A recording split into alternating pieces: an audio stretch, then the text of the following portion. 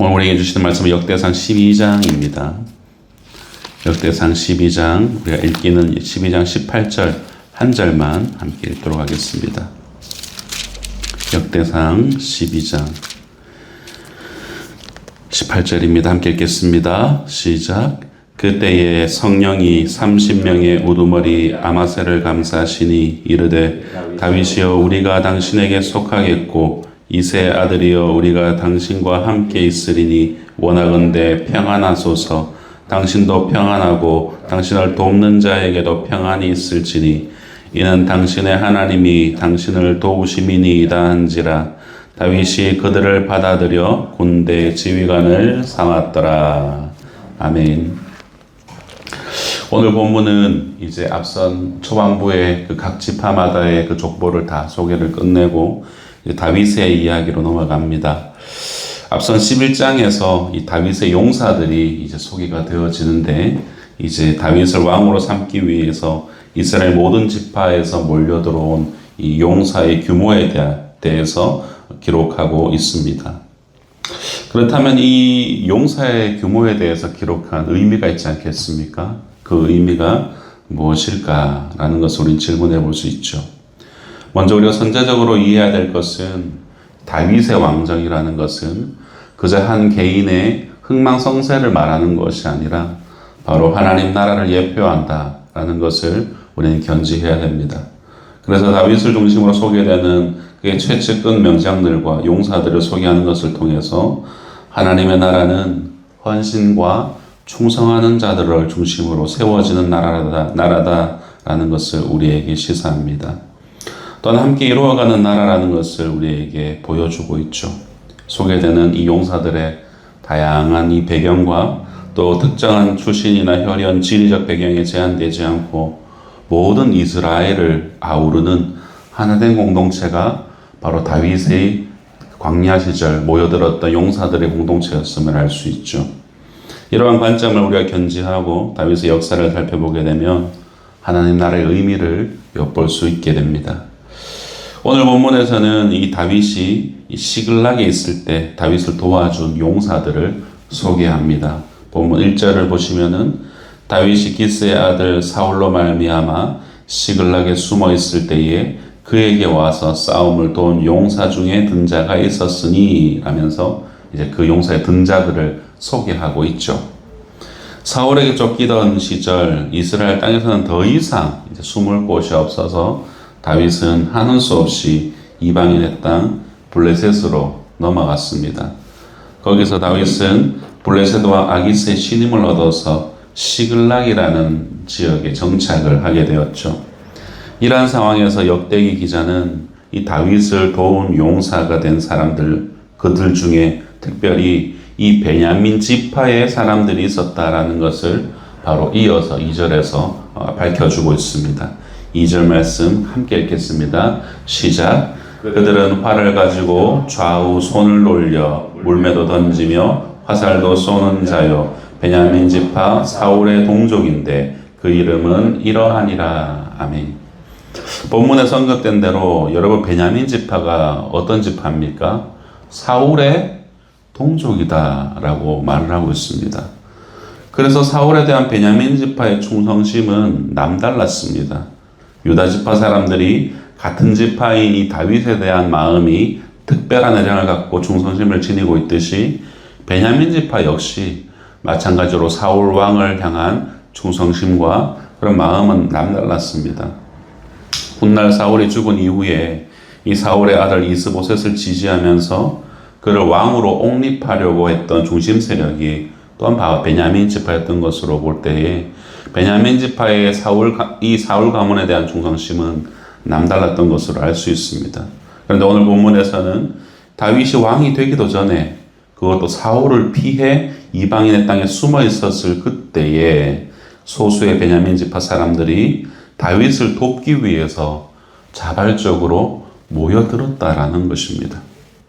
당시 사울이 통치하던 이스라엘의 민심이 어떠했는가라는 것을 단적으로 보여주고 있죠. 다윗 왕조의 정당성이 바로 하나님께 있고 그 하나님 중심으로 생각했던 베냐민 지파 사람들은 아무리 사울이 동족이지만 그에게 머물러 있는 것이 아니라 하나님의 뜻이 있었던 다윗에게로 그 마음이 향했던 것을 보여주고 있는 것이죠. 이처럼 다윗이 광야의 요새에 있을 때 자신을 돕기 위해 모여든 이 용사들을 맞이하면서 다윗은 그들이 정말 나를 위해서, 나를 돕기 위해서 왔는가라는 그들의 진정성에 대해서 의심할 수밖에 없었을 것입니다. 왜요? 그는 이미 십수년간 다윗을 피해서 온 사방으로 도망쳐 다녔기 때문이에요. 혹시라도 자신을 속여서 사울에게 넘겨주기 위해 온 것은 아닌지 불안했던 것입니다.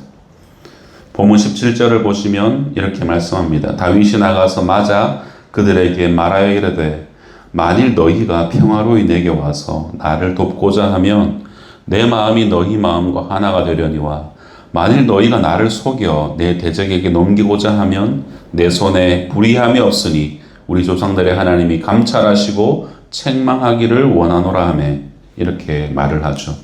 왔을 때 의심하는 거예요. 너희가 정말로 나를 돕고자 한다면 하나님께서 함께 하실 것이고 그렇지 않다면 나에게는 불의함이 없으니 하나님이 너희들 감찰하실 것이다 라고 얘기를 하죠. 그때에 놀라운 일들이 벌어지지 않습니까? 18절 말씀 함께 읽겠습니다. 시작. 그때에 성령이 30명의 우두머리 아마새를 감싸시니 이르되 다윗이여 우리가 당신에게 속하겠고 이새의 아들이여 우리가 당신과 함께 있으리니 원하건대 평안하소서. 당신도 평안하고 당신을 돕는 자에게도 평안이 있을지니 이는 당신의 하나님이 당신을 도우심이니이다 한지라. 다윗이 그들을 받아들여 군대 지휘관을 삼았더라. 아멘. 이 긴장감이 흐르는 가운데 이 상황에서 성령의 역사가 아마새를 감쌌습니다. 여러분, 이때 성령의 역사는 이들의 입술에 돕는다, 평안하라 라는 이러한 단어들로 나타났습니다. 성도 여러분, 광야가 어떤 곳입니까? 이들이 숨어 다녔던 이 광야라는 곳은 어떠한 편리함도 없는 곳입니다. 그럼에도 그 광야까지 뜻하는 사람들이 몰려들어왔습니다. 왜요? 다윗이 있었기 때문이죠. 더 정확히 말하자면 다윗과 함께 하셔서 다윗을 도우시는 하나님이 거기에 계셨기 때문입니다. 여기서 평안으로 번역된 단어는 우리가 익히 잘 아는 샬롬이고 도우신다라고 번역된 단어는 아자르라는 단어입니다. 창세기 2장 20절에 아담을 위해서 하와를 지으실 때에 이 하와를 돕는 배필로 지으셨다라고 사용할 때 에제르라는 이 단어의 동사형이 바로 아자르입니다. 18절에서 사용된 이 성령은 하나님의 영으로 이렇게 해석이 되어 있고 우리가 흔히 구약에서 하나님의 영이라 한다면 루아흐라고 얘기를 하죠. 그 루아흐라는 단어를 사용하는데 이것을 헬라어로 번역하면 푸뉴마라고 하고 이것은 곧 성령이신 파라클레토스를 의미합니다.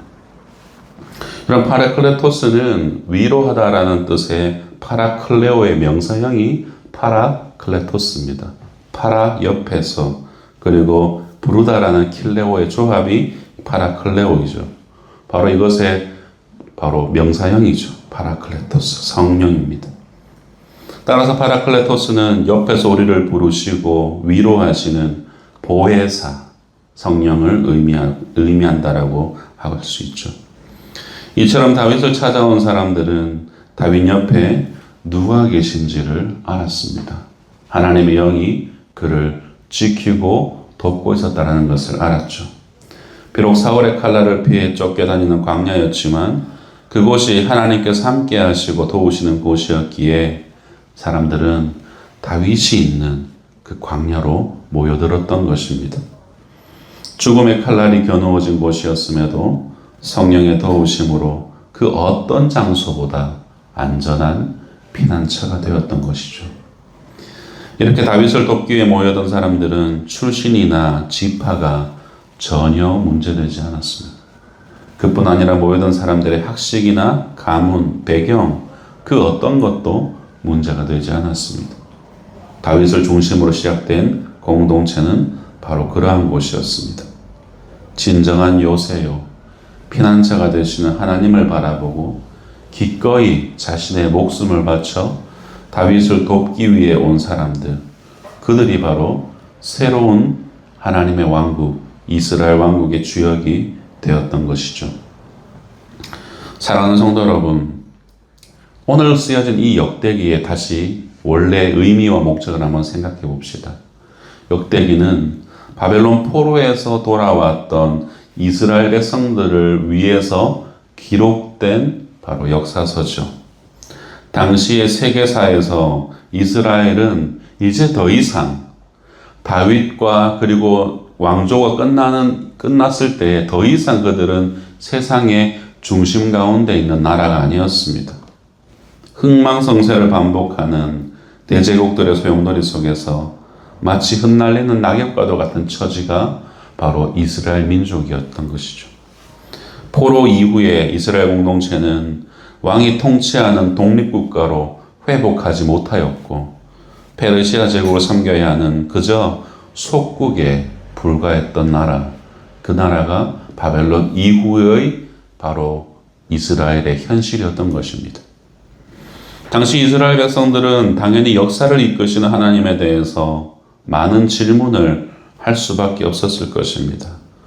하나님은 여전히 우리의 하나님이신가? 이 대제국의 막강한 영향력 아래에서 우리의 진정한 왕은 누구인가? 하나님께서 다윗과 맺으신 언약은 여전히 유효한가? 이러한 시대에 이스라엘을 향한, 우리를 향한 하나님의 뜻은 어디 있는가? 라는 이 민족에 대한 근원적 질문을 그들은 할 수밖에 없었을 것입니다.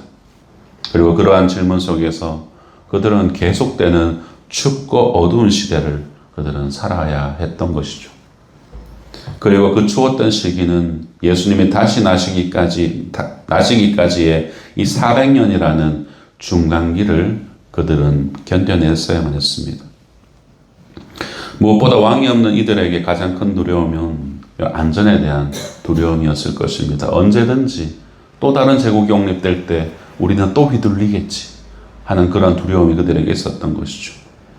그들을 지켜줄 강한 군대를 지닌 왕도 없었고 강대국의 눈치만 보면서 살아야 한다는 사실은 그들에게는 피할 수 없는 현실이고 그들에게는 고통이었던 것입니다.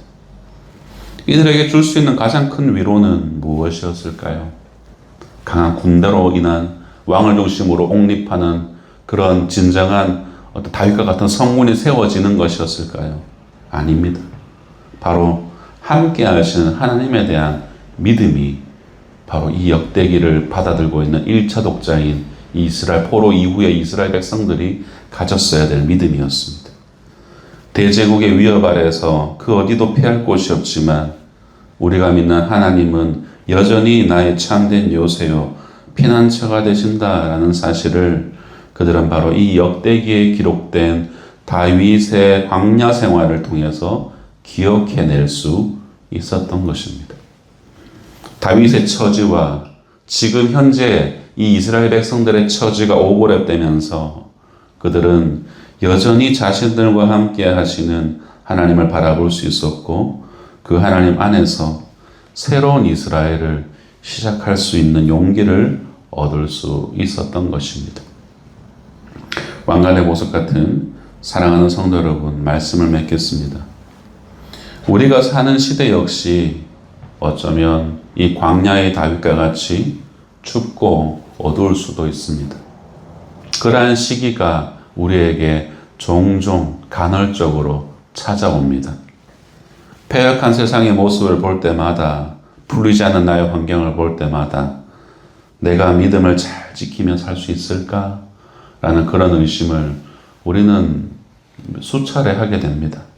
나의 자녀들은 이 패역한 세상 속에서 안전하게 믿음 안에서 기를 수 있을까? 라는 이런 질문을 우리는 늘 하게 되죠. 우리는 늘 염려하게 됩니다.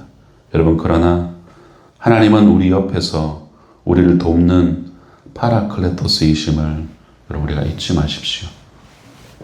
주께서는 파라클레토스이신 성령을 우리에게 보내어 주셔서 우리를 고아처럼 내버려 두지 아니하시고 늘 우리 옆에서 참된 위로와 참된 평안을 주시는 분이십니다. 돕겠다라고 약속하셨습니다. 부디 이러한 주님의 함께 하심을 우리가 간구하고 그것을 기억하고 우리의 삶에서 끄집어낼 수 있는 그런 복된 성도님들 되시기를 주님의 이름으로 축원드립니다. 기도하겠습니다.